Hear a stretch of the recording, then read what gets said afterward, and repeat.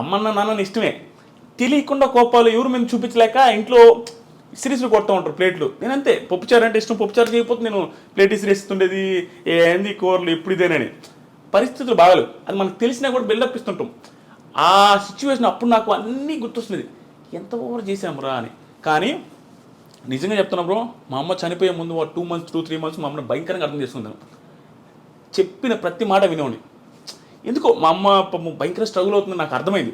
అక్కడ ఒక టైం వస్తుంది చూసారా, మనం కూడా ఎంత ఎదవైనా అర్థం చేసుకుంటాడు, ఆ పక్కలో నేను ఎంత ఇబ్బంది పడుతున్నాను. ఆ టైం అది మళ్ళీ అర్థం చేసుకునేది బ్రో. చిన్న మాట, ఒకప్పుడు నేను రోడ్లో పేరాపర్ వచ్చినాడు అంటే నేను పంపము అనేవాడిని.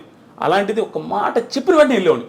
మా అమ్మకి భలే నేను ఒక్కని ఎంత బాగా వింటున్నాడు అనే ఫీలింగ్లో ఉండేది. కానీ సడన్గా చేసుకునేసరికి మాకు ఎవ్వరికి అర్థం కాదు. అది ఎట్లా అంటే బాత్రూము రేకులు బాత్రూము, మా అమ్మ 5.7 5.8 ఉంటుంది, ఆ ఎత్తు 5.9 ఉంటుంది అంతే ఆ బాత్రూమ్.